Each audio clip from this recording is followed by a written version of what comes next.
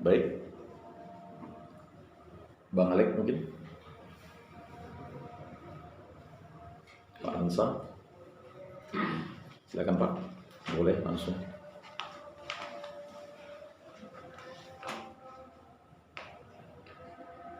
Saya tersentuh dan tertarik dengan bacaan pada bab 2 ayat 3. Lalu Allah memberkati hari ketujuh itu dan menguduskannya, karena pada hari itulah ia berhenti dari segala pekerjaan penciptaan yang telah dibuatnya itu. Jadi kalau kita menghayati ayat ini, Tuhan tidak serta-merta menciptakan langit dan bumi itu secara instan. Dia bertahap, di mana sampai saat itu tercipta bumi dan langit itu pada hari ketujuh. Jadi dia memerlukan waktu sampai 7 hari. Kemudian Tuhan berhenti untuk menciptakan yang lain. Dia stop sampai di situ. Nah, kembalikan kepada kita. Kita sebagai manusia juga membuat segala sesuatu, tentu melalui suatu perencanaan, melalui suatu tahapan. Kalaupun kita punya ide, apakah itu untuk kita sekeluarga maupun untuk orang banyak ataupun untuk umat di gereja, kita tidak serta-merta ide itu langsung kita terapkan begitu. Berarti kita perlu juga yang namanya, selain merencanakan tadi, sosialisasi kepada umat itu. Nah, lalu pada ayat ini juga tentunya ini juga terkait ketika bumi dan langit itu dikuduskan, berarti ciptaannya itu suci. Suci adanya, dia sudah kuduskan.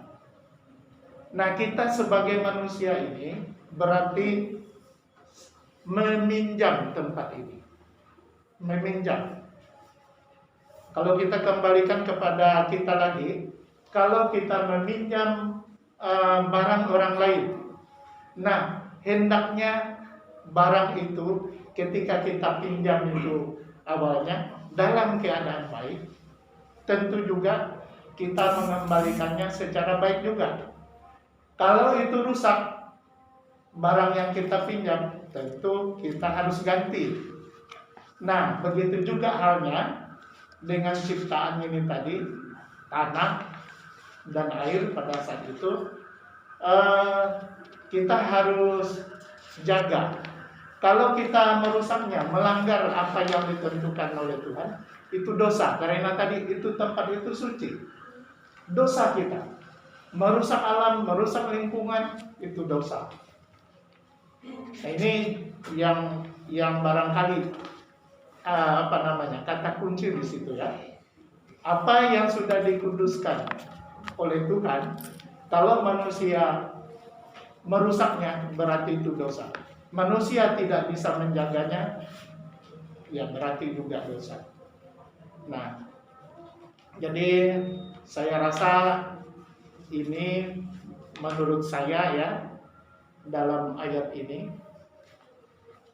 Nah, lalu apa tindakan atau sikap kita terhadap ciptaan daripada manusia, daripada Tuhan ini? Bukan hanya tadi ciptaannya itu tanah dan air dan segala isinya, termasuk kita manusia dan semua makhluk hidup. Nah, itu tentu harus kita jaga, kita pelihara. Jadi betul tadi sikap kita di situ, jangan misalnya merusak lingkungan. contohnya membuang sampah sembarangan. Terus juga tanaman-tanaman. Sekarang ini kan kalau nggak dipupuk memang karena kondisi tanah seperti itu sudah rusak, harus dipupuk baru bisa tumbuh. Namun bagi kita mungkin memupuk itu tidak dengan zat-zat kimia. Mungkin dengan pupuk-pupuk yang kompos yang alami itu lebih baik gitu ya, daripada dengan yang zat-zat kimia ini sangat merusak. Nah, juga membakar sampah itu juga menimbulkan polusi udara, mencemarkan udara, ya, dan semua lingkungan lah. Jadi seperti itulah Pak, barangkali dari saya. Terima kasih. Baik, terima kasih. Dari Pak Armadi, silakan. Kalau ada.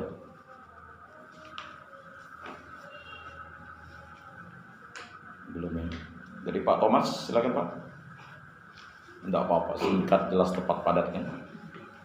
Baik, kalau dari saya, pertanyaan pertama, pilihlah ayat yang menyentuh dari bacaan tadi. Menurut saya ada di ayat 3 bab 9. Tetapi Tuhan Allah memanggil manusia itu dan berfirman kepadanya, di manakah engkau? Jadi pertanyaan ayat yang paling menyentuh itu pertanyaan sekaligus pernyataan yang menyatakan di manakah engkau? Lanjut ke pertanyaan kedua, mengapa ayat tersebut sangat menyentuh? Ini sekali lagi sebuah pertanyaan maupun pernyataan bahwa di manakah engkau terhadap kondisi sekarang ini. Misalnya pada saat kita sembahyang kritis seperti ini, ingatlah akan ayat ini, di manakah engkau? Selanjutnya khusus untuk saya sendiri, misa ke gereja hari Minggu, di manakah engkau? Terus kebaikan apapun misalnya ada di jalan atau segala macam yang tidak berkenan, kita hadir di situ, ingat kembali di manakah engkau. Apa hubungannya ayat yang menyentuh tersebut dengan pertemuan merespon jeritan bumi? Kalau kita lihat dari sini, ayat ini melompat dari ayat 2.1 sampai ke 3.9. Mengapa harus ke 3.9? Karena di situ timbul pertanyaan, di manakah engkau dalam merespon jeritan bumi saat ini terhadap perubahan iklim yang cukup besar yang sekarang digaung-gaungkan oleh negara-negara Eropa, negara-negara Amerika, bahwa green energy ataupun energi hijau untuk menolong perubahan iklim yang sedang terjadi gencar-gencarnya sampai saat ini. Bagaimanakah contoh dalam sikap yang menunjukkan bahwa kita merespon jeritan bumi? Yang pertama mungkin menanam ataupun menjaga kelestarian alam. Jika kita tidak bisa menanam, paling tidak kita merawat dan tidak merusaknya. Apa tekad dan aksiku terhadap secara pribadi untuk mengisi hari-hariku dalam merespon jeritan bumi dan berharap dalam hidup? Kembali lagi ke jawaban yang nomor 4, respon kita, kalaupun kita tidak bisa menanam ataupun tidak bisa membuat baru, ya paling tidak merusak terhadap kelestarian alam itu. Mungkin dari saya seperti itu. Baik, terima kasih Pak Thomas. Lanjut ke Pak Yutin, silakan Pak. Kalau saya melihat mungkin ini singkat saja, Ya. dari ayat 25 itu kelanjutannya dari ayat 27. Jadi saya baca aja ayat 27, ketika itulah Tuhan membentuk manusia itu dari debu tanah dan mengembuskan nafas hidup ke dalam hidupnya. Demikianlah manusia itu menjadi makhluk yang hidup.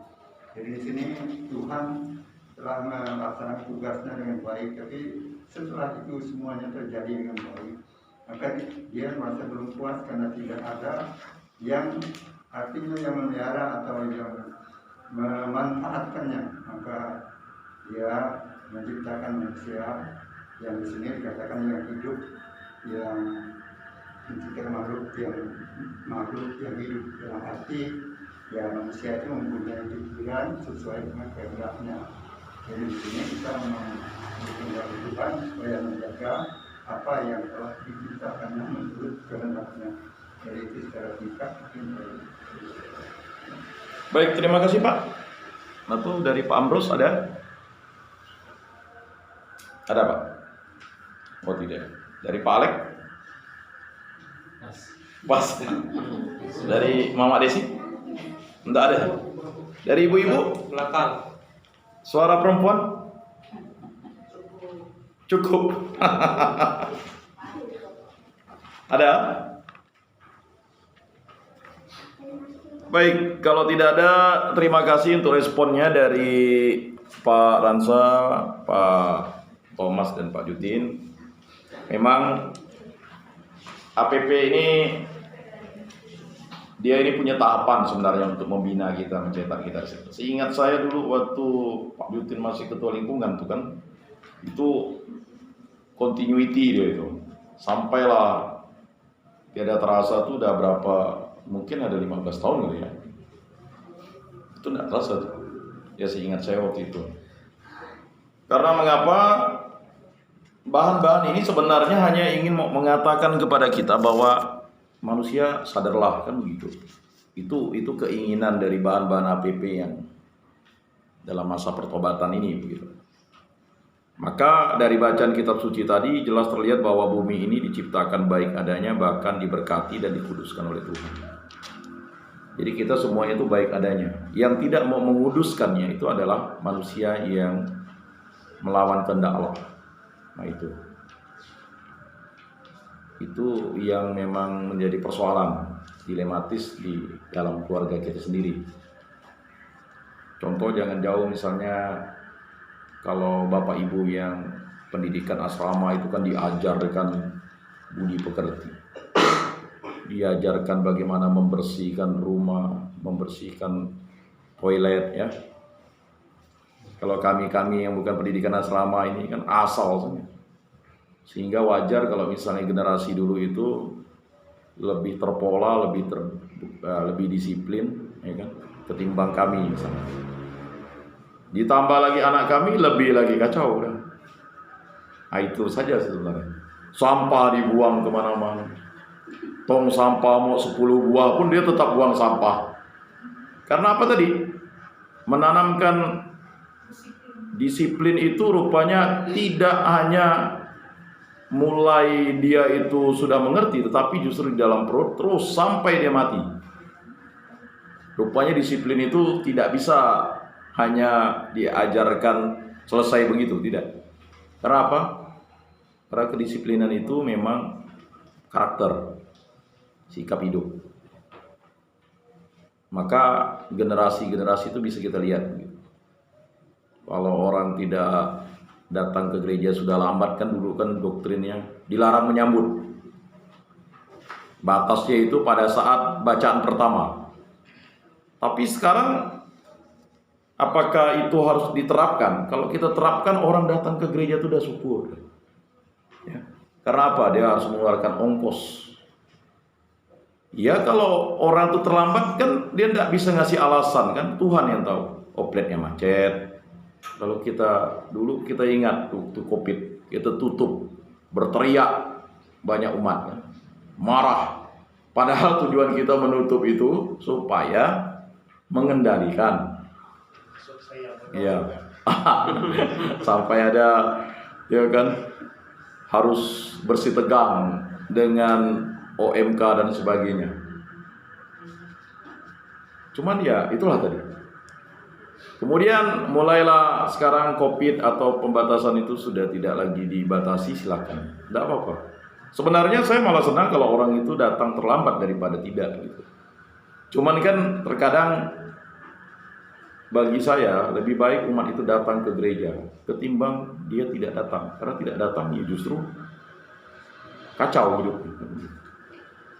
Atau lebih baik ya kan umat itu misalnya menyambut dengan lansia daripada tidak menyambut. Makanya sedapat-dapatnya itu walaupun hampir mau ya kurang lebih 3 tahun ini memang ada keluarga-keluarga yang ya karena ada lansia ya silakan menyambut. Maka pastor pun sudah memahami saya bawa komuni lebih. Sebenarnya hitungannya hanya lansia saja. Tetapi karena lansia itu juga punya keluarga yang menungguinya, kan tidak mungkin juga menunggu lansia ini kan butuh orang lalu dia tidak bisa menyambut, itu kan berarti rasanya kita egois gitu, tidak membagikan itu. Atau ibu-ibu yang hamil, ibu-ibu yang melahirkan, ya kan? Ini kan bukan karena sengaja dia tidak ke gereja. Karena apa? Sekali kita tidak menyambut tubuh Kristus itu kan dosa berat. Kita harus berjumpa Yesus itu dalam sakramen Ekaristi yang Maha Kudus. Bagaimanapun caranya adalah dengan mendatangi atau ikut misa. Yang kedua dengan berpartisipasi dalam pelayanan sakramental misalnya yang dibuat oleh gereja ini di Reksa Pastoral. Nah, itu tujuannya. Jadi banyak yang mungkin memahami mengapa kok dia ikut nyambut di lansia ya. Dia kan bukan kesalahan atau ketidakpahaman dia mungkin, karena dia menunggui lansia itu gitu.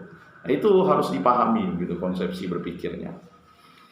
Nah, maka itu berarti bahwa sepenuhnya bumi dan segala isinya ini adalah milik Tuhan.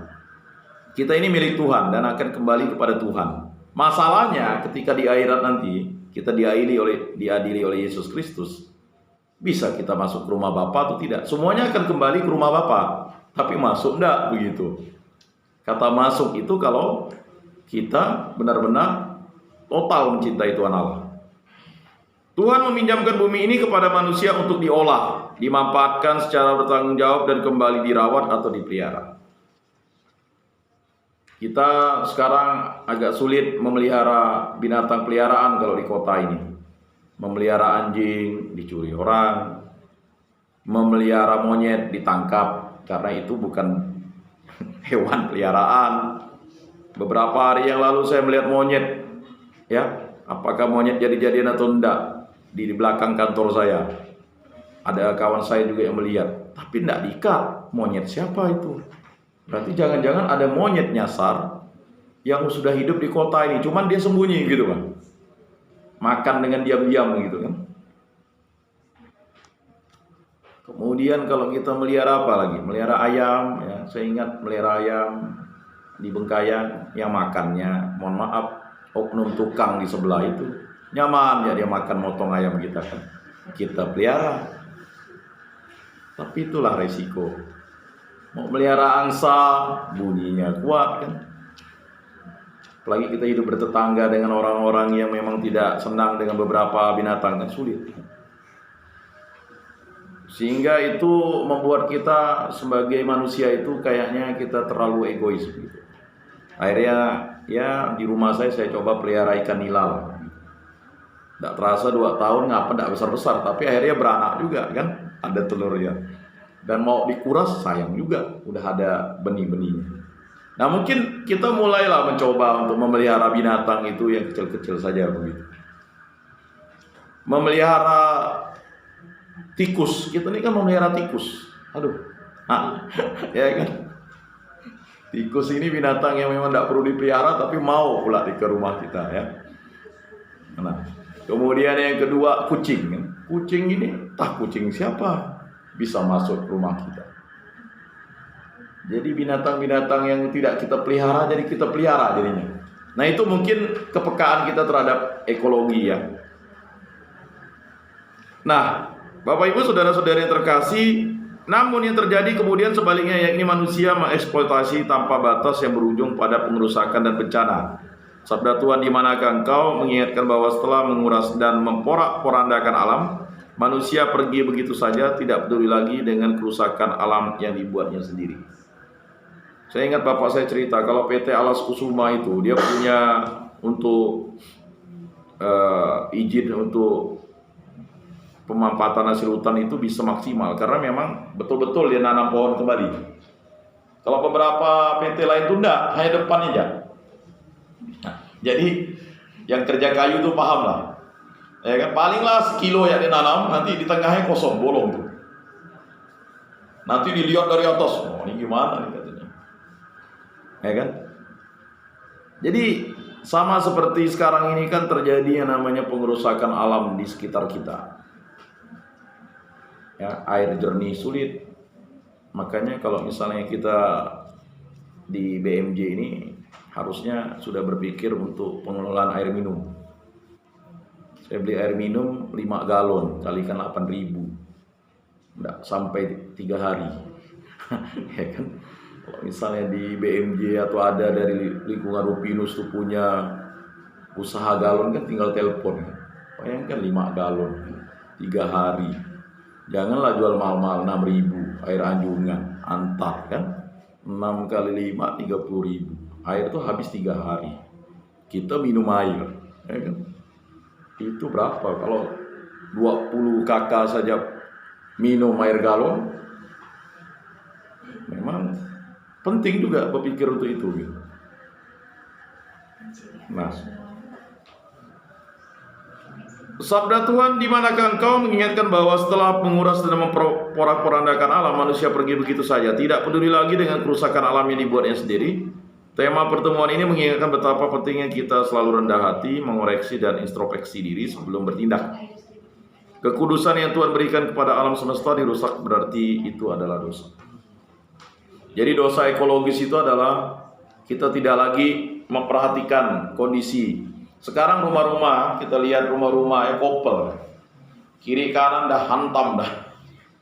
Dulu itu kan ada instruksi, sebenarnya 1 meter dari as rumah, 1 meter dari as rumah. Saya ingat rumah bapak saya di Sianton tuh, kok tidak disampai ke parit, Pak? Janganlah, 1 meter nih jaraknya dari parit, 1 meter jaraknya. Jadi sekarang yang memberikan napas itu ya rumah bapak saya di Sianton. Jadi enak rumahnya. Baru terasa tidak enak kita tinggal di komplek-komplek tuh. Wah, baguslah rumahnya, tapi mana ada asnya lagi. Ini kan masalahnya yang merusak nih siapa? Developer nih yang buat masalah. Parit ndak ada, ya kan?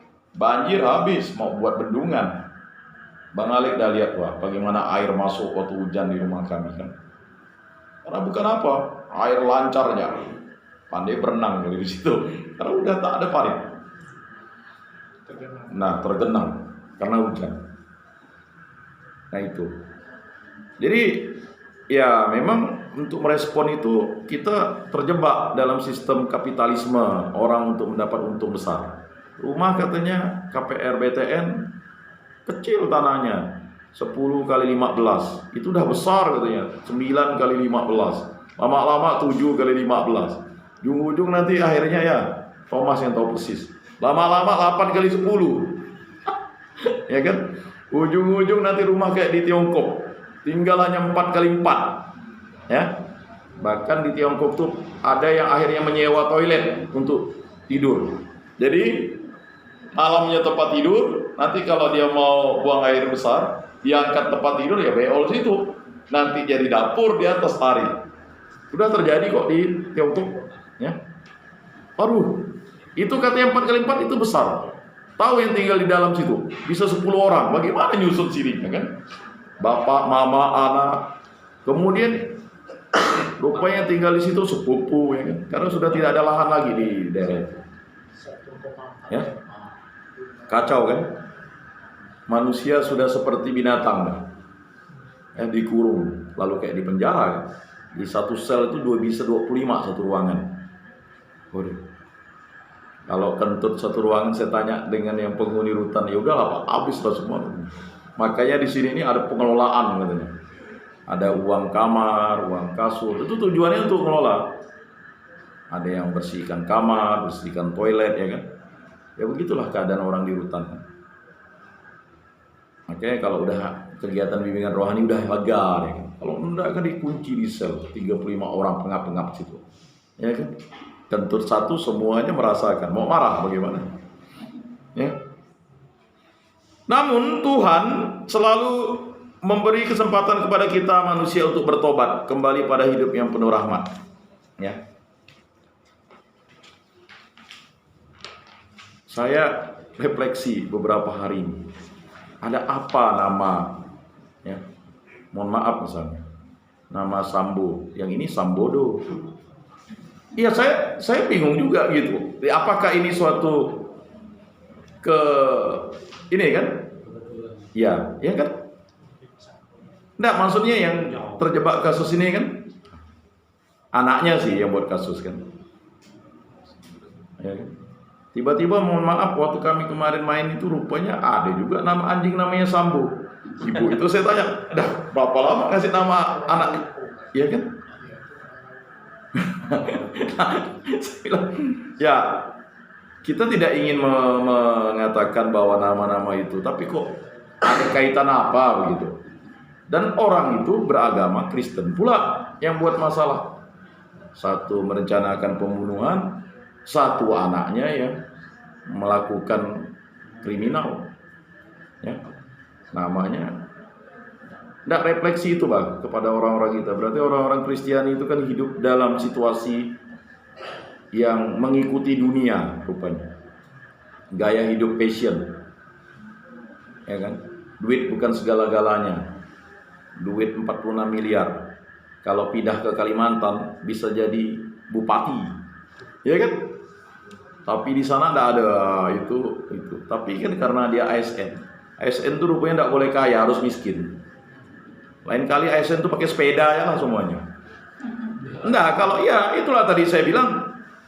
Terkadang mohon maaf kita menjerit juga kan. Kita orang lihat di pusat tuh, wah mobilnya mewah, Camry. Bahkan di sini saya lihat mobil ya ampun Toyota apa kan. Itu mobil negara tuh. Kenapa enggak ditertibkannya semuanya pakai sepeda aja dikasih. Ya kan? Lah kayak di Belanda kan gitu. Jadi kasih sepeda aja motor dinasnya. Mau ada kepala dinas pakai sepeda aja. Sehat. Negara ini sebenarnya memberikan fasilitas yang luar biasa kepada ASN. Tetapi ya itu tadi, memang kondisinya berbeda. Kan tidak mungkin kasih dokter Alek di daerah Balai Sebut pakai mobil Laila ambulannya. Pandai sampai ya loh. Itu tadi. Tidak bisa kan kita menyamaratakan, itulah tadi kondisinya, kondisi begitu. Ya tapi itu tadi. Jalannya padahal bupati dari sana. Jalan tidak diraspal. 10 tahun. Kan bingung. Alasannya karena manusianya keras. Sekeras-kerasnya manusia Dayak itu tidak sekeras manusia di Palembang. Ya. Oh, di sana, aduh, ngeri. Jadi kalau kita ini dianggap keras tuh ngapa?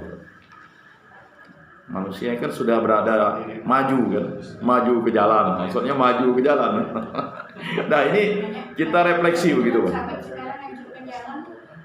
Nah itu. Maka Bapak Ibu saudara-saudara yang terkasih, terkadang kita memang harus berani untuk mengatakan iya dan tidak kepada masyarakat kita itu. Contohnya membasmi perjudian itu kan tidak gampang. Kalau kita bertaruh menang, yang rugi kan kawan kita. Ujung-ujung hebohnya sekampung, ya kan? Dan itu juga berdampak. Nah banyak hal-hal yang memang harus kita clearkan dari rumah kita ya. Masalah perjudian, utang piutang ya. Kemudian yang ketiga ini ya kata Bu Ento tadi atau Mama Desi itu narkoba. Ya kan, ibu rumah tangga sudah makin narkoba. Ya. Kepala desa pulang demo. Ya kan, kepala desa dari Bengkayang lagi narkoba. Bagaimana ya menghadapi situasi itu? Tapi yang di Jambi itu Kapolda jual narkoba. Justru itu. Gimana? Nah inilah situasi di dunia ini yang carut marut ini dimulai dari keluarga, kehebohan kita. Jadi ada 3 hal yang memang kita perlu refleksikan dalam tema APP tahun ini.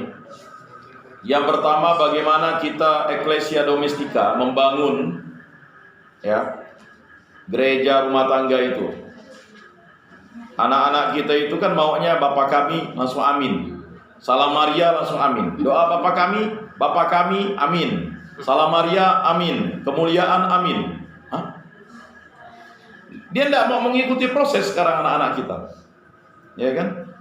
Kalau bisa langsung Bapak kami, tidak lagi disebutnya Bapak kami amin. Coba kita lihat gaya hidup anak kita sekarang.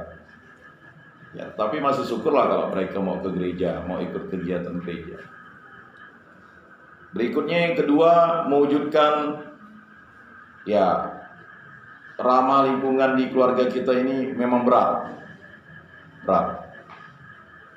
Kita asik nanam bunga, ada yang maling kan, malas nanam bunga.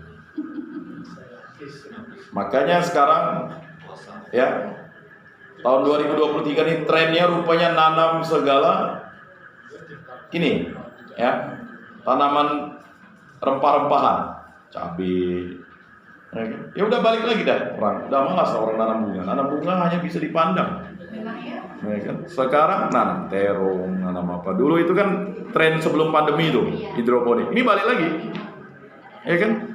Karena orang pikir tidak menghasilkan juga. Kalau nanam cabai kita bisa nyambal. Nanam terong kita makan terong kan, pupuknya sama, bibitnya sama, cara ngerawatnya sama. Kalau bunga ada capek-capek, lalu diembat orang. Kami di sini korban 3 sepatu 2 pot bunga. Beberapa waktu itu 2 pot bunga lagi kan. Kalau dia ngambil cabai kan paling dia petik, tidak mungkin lah cabai itu dijual baru berapa kan. Nah, kalau dia ngambil terong ya terserah. Nah, bahkan di paroki di Riau kawan saya itu bisa dalam satu, saya tidak tahu berapa kuintal ya, dalam 1 minggu 3 kuintal dia bisa jual kangkung untuk dapat kas paroki. Jual nanam kangkung ya bro katanya. Loh, botol plastik diambil, tanam benih situ kan, karena orang nanam makan kangkung rupanya suka katanya. Akhirnya dapat kas untuk parokinya. Kangkung banyak begitu. Ketimbang bunga katanya, habis-habis dipandang begitu. Oh itu rupanya caranya untuk menerapkan ekologis atau bagaimana untuk di rumah kan. Kita main ke rumah Pak Jutin, ada cabenya, lumayan lah kita petik 5 uti kan. Ini mau kita petik bunga bingung gitu kan. Pergi ke rumah Pak Ambros ya kan, ada terong, wah minta sebuah, lumayan kan. 10 orang lingkungan Rupi punya terong, udah punya sayur kita gitu Pak. Nah berikutnya yang ketiga ini memang penghematan di resesi dunia nih. Nah, ini yang memang agak cukup harus kita jaga, resesi dunia ini. Kalau memang perang Ukraina Rusia ini berkepanjangan, ya lebih baik kita beli sepeda listrik tuh. Lah, ya kan bebas SIM. Ya pakai helm lah pura-puranya kan. Kan enggak pakai SIM tuh kan. Ini bisa diengkol. Nanti kita cucuk listrik. Ketimbang kita beli ini, ya kan? Beli sepeda motor yang hibrid apa segala, itu 1 minggu 50.000. Kalau pakai itu lebih bagus kita alihkan ke voucher kan. Kita pergi ke gereja pakai itu, orang juga tidak perlu kan. Saya lihat sekarang udah ngetren tuh orang pakai itu. Bahkan ya, 3.500.000 ya. Iya, sepeda listrik. Di komplek kita tuh nenek-nenek beban yang Sepeda. Itulah kan. Jadi aman kan? Iya. Jadi sepeda listrik ya sekarang memang diusahakan ya kalau punya kendaraan jangan lagi yang menggunakan bahan bakar BBM. Memang agak murah nanti. Memang banyak mobil-mobil jatuh yang BBM itu. Yang sekarang agak naik gitu kan mobil listrik. Karena mengapa? Karena ya green energy katanya. Nah itu penghematan. Dan katanya penghematan itu bisa dilakukan bisa sampai 1/10 dari penggunaan bahan bakar fosil. Nah itu mungkin yang akan kita lakukan untuk lingkungan kita, bisa kan enggak? Begitu, ya kan? Kalau kita bisa punya, ya kan, daripada kita beli kangkung di pasar, bagus kangkung tetangga atau lingkungan kita. Botol plastik bisa dimanfaatkan jadi pot. Ini dibakar kan karbonnya tinggi. Nah mungkin itu sesuatu yang boleh kita wujudkan bersama gitu. Kita belajar bersama, punya kebun bersama. Lingkungan Robertus tuh dia udah bank sampah deh. Jadi bank sampah udah mulai tahun lalu. Lingkungan kita belum ada. Apa yang mau kita apakah beternak ayam boleh? Nah, ini pastor mau jual ikannya tuh di kolong. Siapa yang mau nyangkau ini silakan. Ya, kolong rumahnya. Nanti kita keringkan. Kalau kita lingkungan Rupinus mau patungan, kita beli, tahu ikannya patin ini besar-besar tuh. Kalau kita bisa, tapi harus dicek dulu gitu Pak. Dia mau keringkan itu, dia memang siapa yang mau borongnya gitu. Dia mau ganti lagi sirkulasi karena udah lama ikan. Nah, itu salah satu wujud bagaimana kita di kolong rumah bisa berternak. Itu pastor kita tuh udah luar biasa tuh. Sebenarnya kalau kita studi banding jangan kemana-mana. Di kolong rumah pastor itu kolam ikan, ya. Di belakangnya macam-macam, ya. Pokok terong itu besar itu jari kaki nih. Cabang ini warnanya ungu, cabang ini warnanya hijau, ada yang putih, ada. Saya sebut nama. Nah, itu mungkin. Mari coba kita tanam di pot ya. Bukan di pot, dia pokoknya kita bersama untuk itu. terong pipit itu pokoknya, yang lainnya disambung dengan terong yang sayur. Ya, baik. Nah, demikianlah yang mungkin kita bisa realkan. Ya, nanti kita bersama-sama lah dengan Pak Armadi kan. Apa yang kita mau kita jadi lingkungan satu Rupinus jual kangkung. Loh, kawan saya udah berhasil tuh di Riau. Jadi udah mau 3 tahun dia jual kangkung. Untuk kas paroki, kas lingkungan. Bayangkan seminggu 3 kuintal. Nah, 3 kuintal tuh kalau ibaratnya tuh 300 kilo. Nah, jadi dalam seminggu tuh 3 kuintal. Berarti kalau 1 bulan 1 ton. Orang makan kangkung tuh. Dia tidak cerewet katanya kangkung tuh. Tidak perlu dipupuk dan sebagainya. Baik, demikianlah hal nyata yang akan kita wujudkan. Mari kita lanjut ke doa umat. Ya Bapa, Engkau adalah kasih dan sumber dari segala sumber ciptaan. Semuanya Engkau berikan sebagai tanda cinta-Mu yang besar kepada manusia. Karena cinta-Mu yang tak terbatas tersebut, maka saat ini kami mau menyampaikan permohonan-permohonan kepadamu. Untuk para pemimpin agama, Allah Bapa kami yang Maha Murah, limpahkanlah rahmat Roh Kudus-Mu bagi para pemimpin agama di negara kami. Semoga mereka dimampukan menuntun umat agar umat tidak terjebak pada sikap sombong dan serakah. Sebaliknya kuat dalam iman, berpengharapan dan bijak mengelola alam semesta ini. Marilah kita mohon. Kabulkanlah doa kami ya Tuhan. Bagi para pemimpin di negara kami, ya Bapa di surga, semoga dengan berkat-Mu para pemimpin di negara kami dapat membuat kebijakan yang dapat melindungi, memanfaatkan dan menggunakan lingkungan alam semesta ini secara bertanggung jawab untuk kesejahteraan masyarakat yang dipimpin. Marilah kita mohon. Kabulkanlah doa kami ya Tuhan.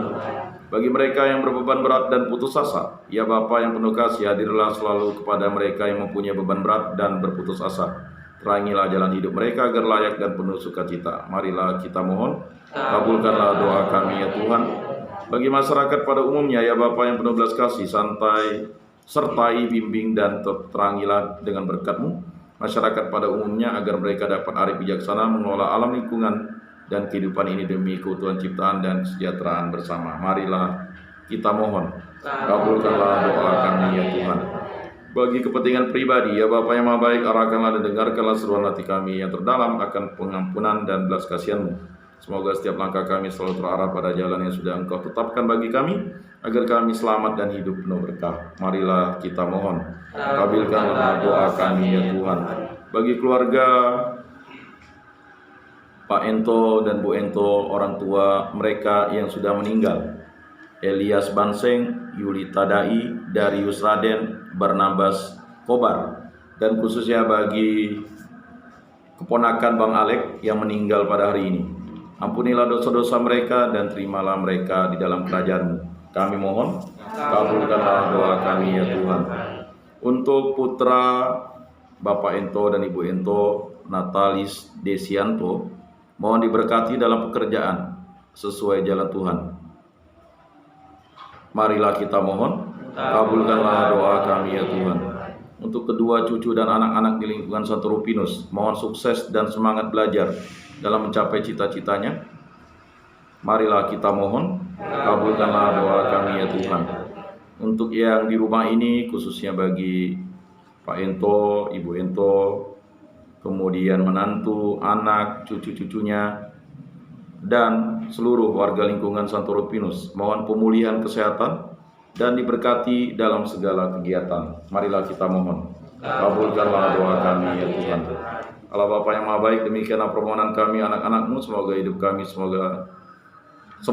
kami selalu Engkau perbarui agar berkenan bagi kemuliaan Putra-Mu. Semua doa ini kami sampaikan kepadamu dengan pengantaran Kristus Putra-Mu, Tuhan dan Juru Selamat kami, kini dan sepanjang masa. Amin. Atas petunjuk penyelamat kita dan menurut ajaran ilahi, marilah kita berdoa. Bapa kami yang ada di surga, dimuliakanlah namamu, datanglah kerajaan-Mu, jadilah kehendak-Mu di atas bumi seperti di dalam surga. Berilah kami rezeki pada hari ini, dan ampunilah kesalahan kami, seperti kami pun mengampuni yang bersalah kepada kami. Dan janganlah masukkan kami ke dalam pencobaan, tetapi bebaskanlah kami dari yang jahat. Amin. Tuhan, kami mohon bebaskanlah kami dari segala yang jahat. Sudilah memberi damai sepanjang hidup kami, supaya kami yang telah dikuatkan oleh kelimpahan belas kasih-Mu selalu bebas dari dosa dan dijauhkan dari segala gangguan, sambil menantikan harapan yang membahagiakan dan kedatangan penyelamat kami, Yesus Kristus. Sebab Engkaulah Raja yang mulia dan berkuasa untuk selama-lamanya.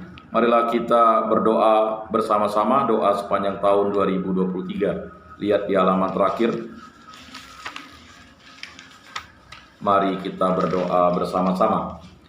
Allah pencipta semesta alam, Maha Pengasih dan Maha Rahim, karena kasih dan kesetiaan-Mu yang begitu besar akan manusia dan makhluk ciptaan lain, maka sampai saat ini Engkau masih melimpahkan berkat dan perlindungan kepada kami umat manusia. Engkau telah menciptakan pula kami dengan berbagai aneka ragam, seperti hutan, air, tanah, bukit, lembah, dan umat manusia. Kami mohon kiranya Engkau telah menjaga keharmonisan, sehingga pulau kami tetap lestari. Allah yang Maha Baik, kami bersyukur karena kasih-Mu. Engkau mengutus Putra-Mu ke dunia untuk menyelamatkan kami dan mempersatukan kami dalam persaudaraan sebagai sesama. Kami bersyukur kepadamu terutama karena Yesus Putra-Mu telah memberi kami teladan kesetiaan dan kerelaan, berkorban dengan mempersembahkan dirinya sampai wafat di kayu salib, dan melalui Putra-Mu. Bapa yang Maha Baik, kami mohon karunialah roh kebijaksanaan, roh ketekunan dan roh persaudaraan, serta berilah kami hati yang selalu terbuka kepada sesama kami sesuai ajaran cinta kasih-Mu.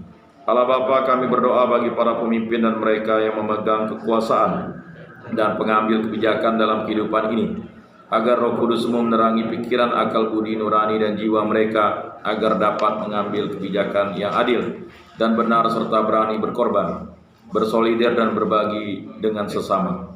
Kami juga berdoa bagi para tenaga medis, pendidik, birokrat, aparat penegak hukum, politisi dan mereka yang terlibat dalam pelayanan publik, yang memberikan pelayanan terbaik bagi siapapun yang membutuhkan. Semoga semua orang yang semakin merasakan kebaikan dan kasih-Mu dalam pelayanan yang dilakukan oleh mereka, bagi kami yang masih berjuang dalam perjalanan di dunia ini, ya Tuhan, berikanlah kami kekuatan dan teguhkanlah iman kami, agar kami semakin dapat berbuat kebaikan dan kebajikan bagi sesama yang menderita dan membutuhkan. Sembuhkanlah luka-luka jiwa dan batin kami dengan bilur-bilur dari darah-Mu, agar kami semakin dimurnikan. Sembuhkanlah sakit raga dan jiwa kami, agar kami boleh mewartakan kasih-Mu dalam hidup kami. Pulihkanlah kehidupan kami dari segala keputusasaan, ketidakberdayaan menjalani kehidupan dengan segala persoalannya. Ya Bapa, berilah hati yang murni, pikiran yang jernih dan kasih tulus, sehingga kami boleh menjadi saksi belas kasih-Mu yang tak terbagi di tengah bangsa dan negara kami dalam hidup bermasyarakat, tanpa membedakan siapapun sebagai makhluk ciptaan-Mu, dan semoga kami dapat meneladani serta setia kepada Putra-Mu, Sang Juru Selamat kami. Ya Tuhan, Engkaulah kekuatan kami, bersama para kudus-Mu di surga kami lambungkan pujian dan syukur kami demi kemuliaan nama-Mu, ya Bapa, demi Kristus Tuhan dan pengantara kami yang hidup dan berkuasa sepanjang segala masa. Amin. Doa penutup. Allah Bapa yang Maha Pengasih, kami menyadari bahwa terkadang sikap dan perilaku kami tidak sesuai dengan kehendak-Mu. Kami mohon agar Engkau mengampuni segala kesalahan kami tersebut. Semoga pertemuan ini semakin menguatkan tekad kami untuk berusaha mempersembahkan hidup dan karya kami hanya untuk mengabdi Engkau serta memuliakan nama-Mu. Kami berdoa bagi keluarga Bapak Ento, istri, menantu, anak-anaknya, cucu-cucunya. Dan juga kami lingkungan Santo Rupinos agar bersatu padu hidup rukun damai dan sejahtera, dan dalam masa retret agung ini kami selalu bertobat kepadamu. Dengan perantaraan Yesus Kristus Tuhan dan Juru Selamat kami yang hidup dan berkuasa, Allah kini dan sepanjang masa. Amin. Pengumuman silakan Pak Arwandi. Pengumuman untuk hari ini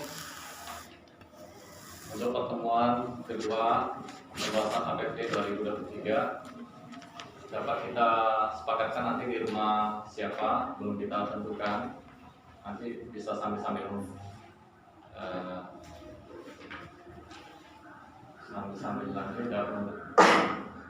kita cari Bapak Ibu yang kira-kira mau bersedia untuk ditempati rumahnya untuk pembahasan APBD pertemuan kedua.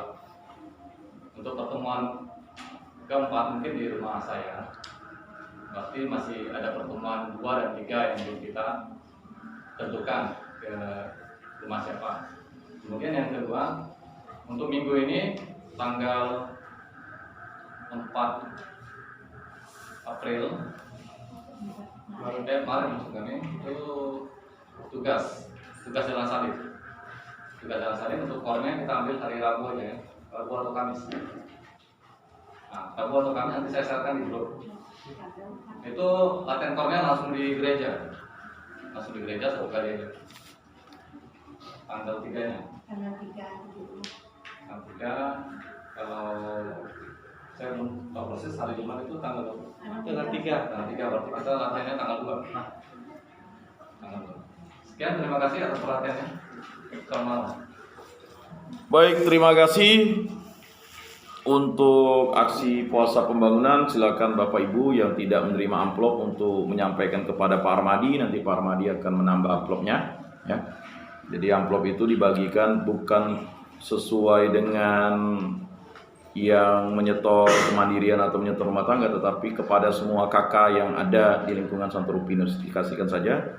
Nanti kalau tidak memberi juga tak masalah, dikembalikan amplopnya. Kita tidak menghitung jumlah uangnya, tetapi kemampuan dan kerelaannya. Nah, itu. Baik, terima kasih. Mari kita berkat pengutusan bersama-sama. Bapak Ibu saudara-saudari terkasih, marilah kita mengakhiri pertemuan ini dengan mohon berkat Tuhan. Semoga Tuhan beserta kita sekarang dan selama-lamanya. Semoga kita selalu dibimbing, dilindungi, dan diberkati oleh Allah yang Maha Kuasa, agar badai berlalu dan pengharapan selalu tumbuh dalam hidup kita, dalam nama Bapa dan Putra dan Roh Kudus. Amin. Lagu penutup, Napas Iman. Halaman 159 nomor 141. Mari kita nyanyi bersama-sama. Halaman 159 nomor 141. So, bangunlah dada kelana, hirup napas iman yang baru.